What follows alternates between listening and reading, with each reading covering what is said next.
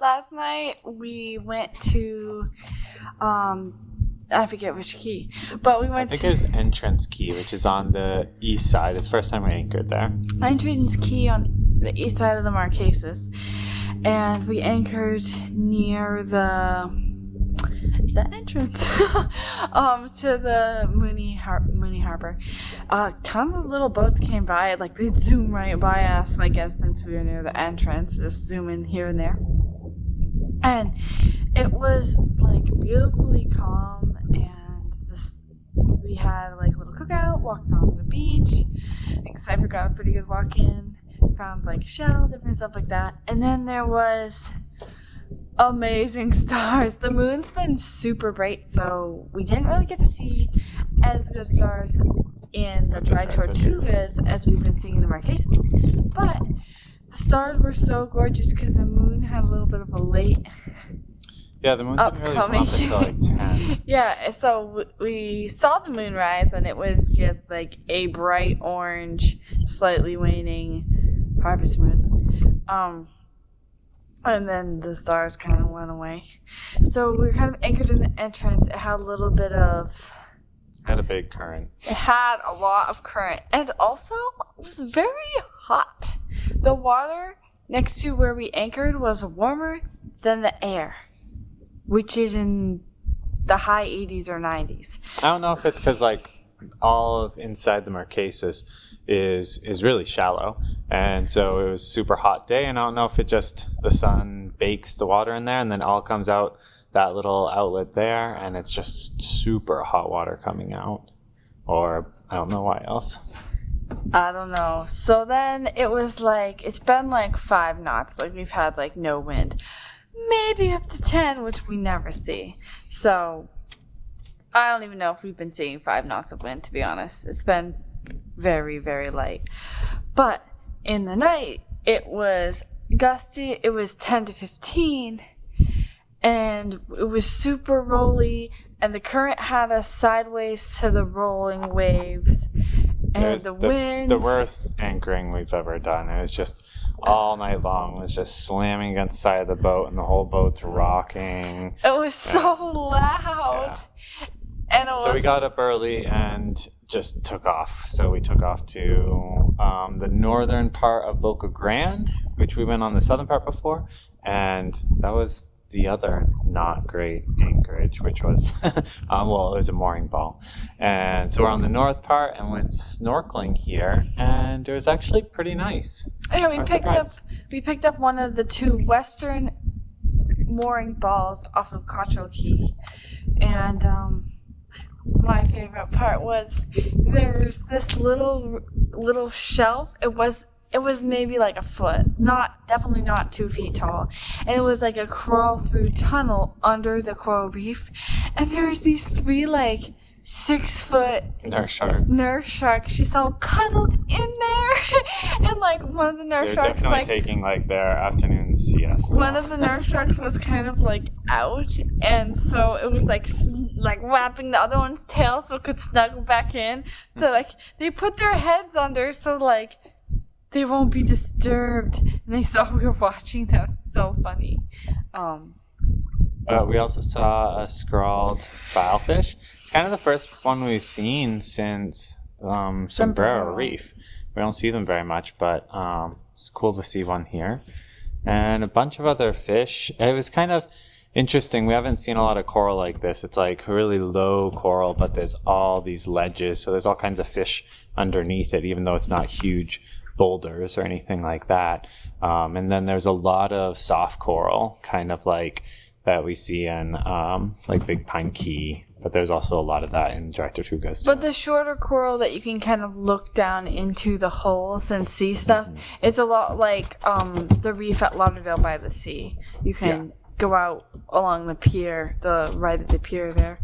But I really like the scrawled triggerfish because they have that like teal color that they turn on sometimes. The one we saw was like maybe impersonating a fan coral. But a green one. Yeah. So it's like a cool. mouth on the ground and its tail kind of fanned up. And then I swam down towards it, and when it swam away, it started like lighting up its teal a little bit. But so we're planning to stay here the night and then go down the I think it's called Boca Grande Channel between Boca Grande and Key West early tomorrow while the current is still going that direction. And we'll probably anchor somewhere north of Key West. And as long as the weather is good tomorrow, that's our plan to do that. But right now it's just gorgeous flat water. The sun was it's like a lot out. like last night, actually. We were hoping to see the sunset, but looks like this cloud's in the way. But it's a gorgeous night either way.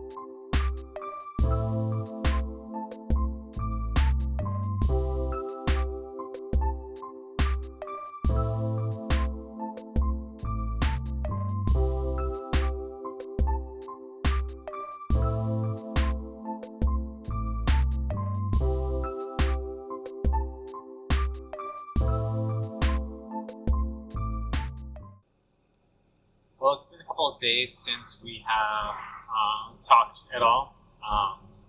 Last we were in Boca Grande, which is about 10 miles west of Key West. And the next day after that, we left super early in the morning. Planning to leave at like 4 to hit the tides right so that we had a good current going all the way from Boca Grande to south of Key West, which was like 13 miles. It can be like a 2-knot current, and I didn't really want to fight that, so we had to leave early or really late. But in the middle of the night, the tides changed, and we were on a mooring ball, and it started hitting the side of our boat again. So at about 3 o'clock, and I was just like, might as well leave now. So we left at like 3 in the morning. It was really nice to have the night vision monocle to see things, but the moon was out, so it wasn't too dark anyway. And so I had like a 1.5 knot current about, and then I had about 2 to 5 knots of wind. And between the two of those, I could go like 3.5 knots most of the time from Boca Grande all the way south of Key West. So that was super cool. I didn't need to use my motors a lot, and it was like, I don't know, before 7 o'clock at that point. So we were thinking maybe instead of stopping in Key West or a little past that, we may go all the way to Little Torch Key to Newfound Harbor, and which is what we ended up doing. The wind died later on during the day, so we really did have to use the motors most of the time after that. But it was fine. Now, Newfound Harbor is an interesting harbor. So on the Atlantic side, got some weight here. On the Atlantic side of the Keys, there aren't a ton of really nice harbors, natural ones that are big and you can anchor or moor in. There's the one that we're at in Marathon, Buki Harbor.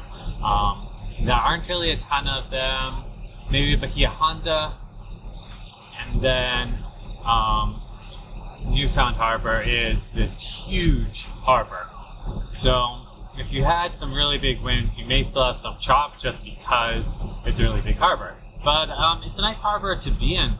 It's right near Big Pine Key and Little Torch Key, and neither of those are super populated. So the wildlife is actually really good in this area. You'll see lots of fish, and some different stuff like that right in the harbor. Now, like I said, the harbor is a pretty large harbor. It's taken us almost a half an hour from raising anchor to getting out of the harbor into the Atlantic. You pass Little Palm Island, which is a resort for adults only, I think. And about right off of here is a little sanctuary. So you can tie up your boat to some moorings, and then you can tie up your boat to some moorings and then go snorkeling there. And it's a really simple reef. It's mostly boulders, and there's a lot of different fish. It's not the greatest visibility because it is so close to land. There's more sediment that gets stirred up and stuff. But about 4.5 miles offshore from here is Lou Key.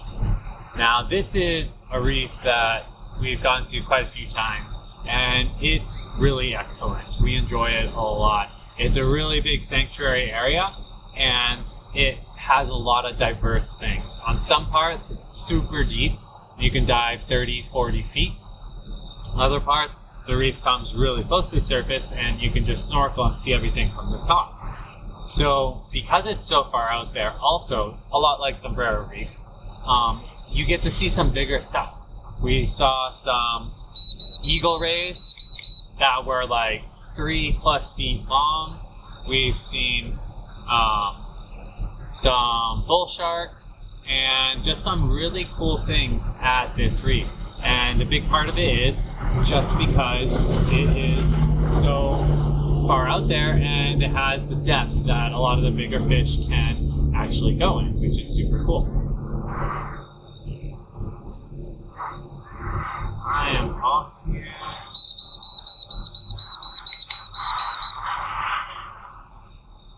Let me get back on track.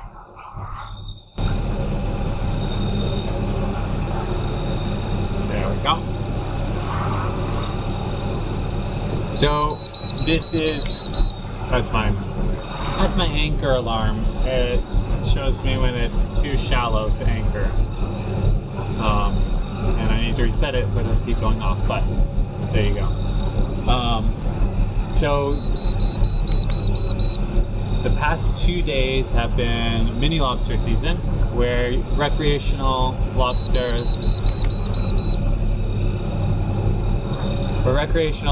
people can dive and get it before the commercial season starts. We don't normally take a big interest in this because there's so many people here for it. But we were going to go snorkeling anyway, and Alana really wanted to bring the stuff.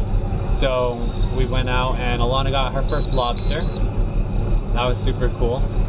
We caught a few, but there was only one that was the correct size. And so we got to cook that up and had that yesterday for dinner. But it's been a pretty nice day here so far.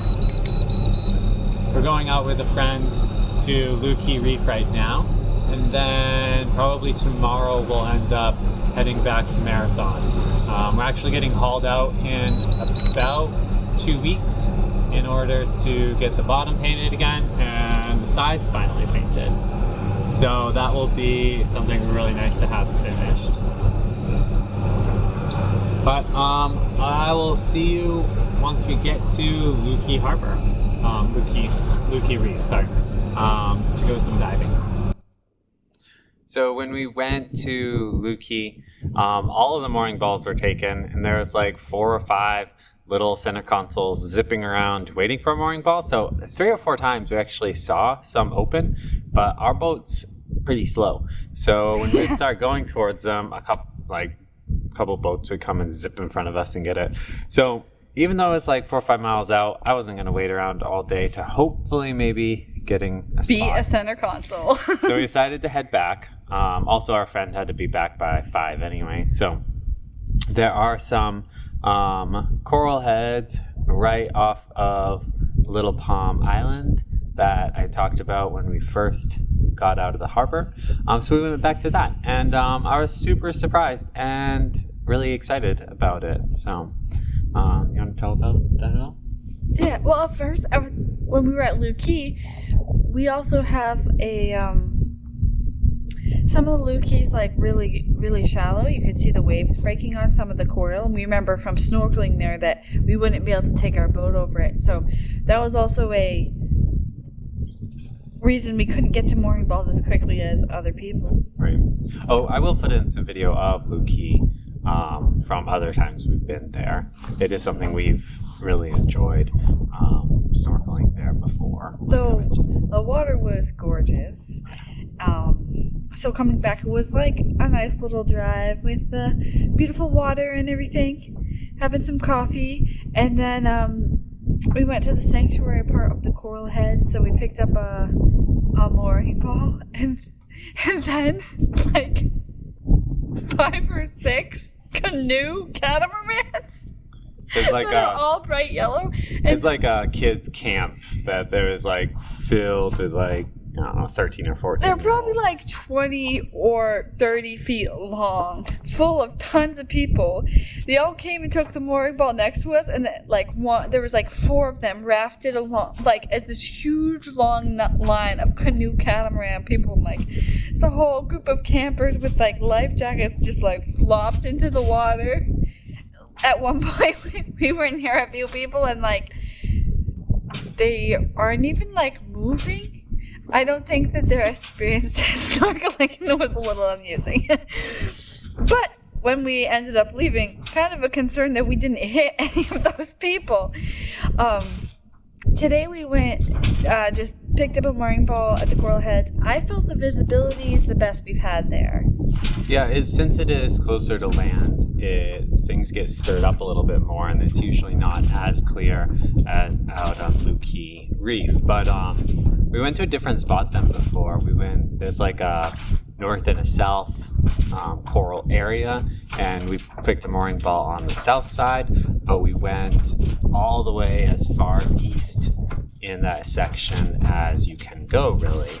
And that was really surprising to me because on that section there is some deeper areas, maybe like 8 or 9 feet, and then you can swim around all these huge coral heads and stuff. There was so many French angels. Yeah. So. Dinner plate size French angelfish, not afraid of you. And they were in groups. Normally I just see like 1 or 2, maybe 3 together, but there's like 4 or 5 together a lot of times. And huge parrotfish, like 2 or 3 feet, all in herds as they just go around. The rainbow parrotfish that are super colorful. So they were super, super pretty, and we saw some really cool stuff like that. A bunch of big barracudas. We saw a really big groupers. ray that was sleeping. We accidentally maybe woke it up. We saw a boxfish with no tail. Zooming along. It did. I don't know if I got video or not, because it did not want anybody else to take a bite out of it. I think it was out of there. Yeah. But yeah, it was really nice, and like the corals, the purples were just so vibrant. I love these purple fan corals, and the green stuff that made the beaches on the Marquesas. Yeah. We saw that alive here. I thought that was interesting because I had never noticed it before. It just looks like a green algae thing that's growing there. But from the Marquesas we saw, it actually does turn into sand. Like shell kind of shaped sand pieces. But the coolest thing was we saw some squid at the end. I was the one who found the squids we saw. There was about 30. I was like swimming between the hulls. We were about to head back, and Alana's like, "Oh, Mom, I found a squid!" So I just like went over, and there was like 30 of them. Some of them were like maybe 6 inches, and they're way bigger. Whenever we've seen squid before, it's been those tiny 2-inch little. Yeah, tiny little things. Ones. And so like usually all solitaire, just one. They all like copy each other. So like I dove down to like try to get a video, but I was messed up on my settings, so I have no idea what happened. But And then all of the squids turned the same direction and stuck their legs up, kind of twisted, like an elephant trunk. They're so funny. Yeah, they do some really funny And they have made like a bright blue line right down the center of their back. And they have like clear eyes. And then they move around in unison, doing different funny things with their floaty wings on the side. It was pretty fun. But, I mean, that's just one of the things we love about snorkeling because you never know what you're going to see. Every single time you dive, there may be something different and new. And, you know, we'll see the some of the same things every time. We'll see some grunts and angelfish and parrotfish. And they're all beautiful, and it's great to see them. But it's super exciting to see these new things every time. And part of it is because we get more used to seeing certain things that we'll notice something when it's different and be able to pick it out. Alana and Grace are especially good at that. And I think it's really cool to be able to have seen those things right here. You know, it was probably not even, 300 meters from the beach. You know, it's super close. And all that sea life and, Caribbean squid in a little herd right there, swimming around. And that was actually right underneath our boat. We actually had already done with the reef part. And it was just, grass and sand there, Yeah, pretty sandy. They were just like, I don't know, really looking like a herd and like moving around doing the same thing. It was pretty amusing. And then one of those people from those funny canoes came and ran into our boat when they were swimming. Oh, did they?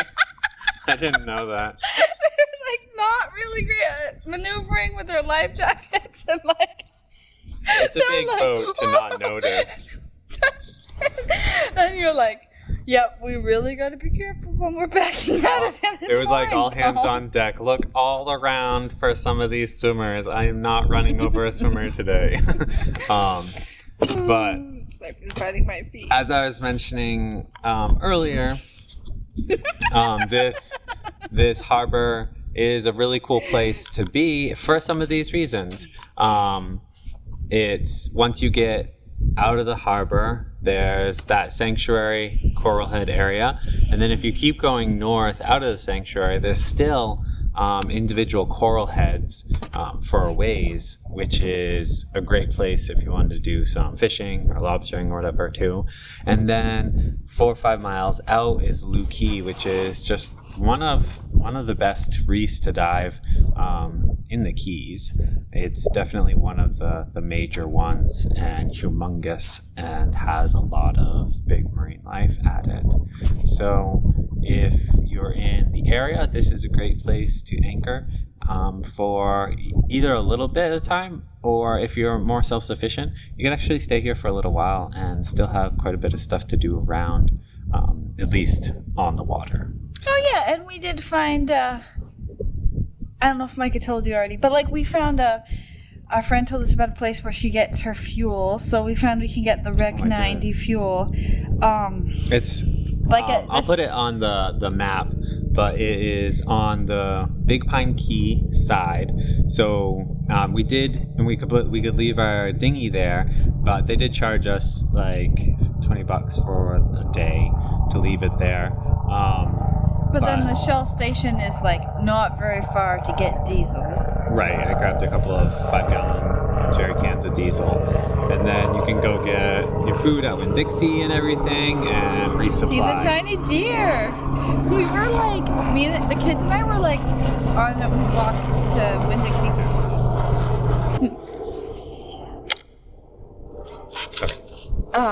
So while Mike was bringing the diesel back to the dinghy, the kids and I just got a head start, headed to Winn-Dixie, and there's the Big Pine is like a key deer sanctuary, so they're like really short, medium-sized dog deer, and One was like a yard away from us. It looked over at us and like, oh, that's just some people. Didn't really care. They're not shy. It's I so once funny had one that lick my phone protected- when I was trying to take a picture. Protected animals know really quickly that humans won't hurt them, and they pretty much become tame. Protected animals, yeah. Yeah. The pets. But yeah, if Community you want to pets. see the key deer, all you gotta do is just go, like, make sure you're gonna see them. Would just be go to around twilight, and the road that Winn-Dixie is on goes to some nature preserve areas. But on that road, we've pretty much always seen deer. Yeah, there's the largest freshwater lake in the Keys. It's called the Blue Hole. I'm pretty sure. The Blue Hole on Big Pine, where we've seen deer and alligators. And alligators in there, which is a super cool place to see. They have some lookout areas, so you can go sit over the water a little bit more and look down and see. I think we've gone there 3 or 4 times, and only once have I not seen an alligator there. So that's pretty And cool. sometimes we see 2. Yeah. Yeah, it was nice to get some, apples and lettuce and like fresh produce that we were out of. Mm-hmm. But I think we're gonna head back to Marathon tomorrow, Yep. and then we'll be back to more easily getting fresh produce. But I really think that parking the dinghy at this dinghy dock, even though we had to pay a fee, it was way easier to get our food than we had in Key West. There's not as much going on at Big Pine, so it's just like it's pretty straightforward walk. Not every 2 seconds someone honking their little horn at you because bicycles want to go by and stuff. But yeah. Cypher's attacking our feet, so I think we're done for now. We will see you next week.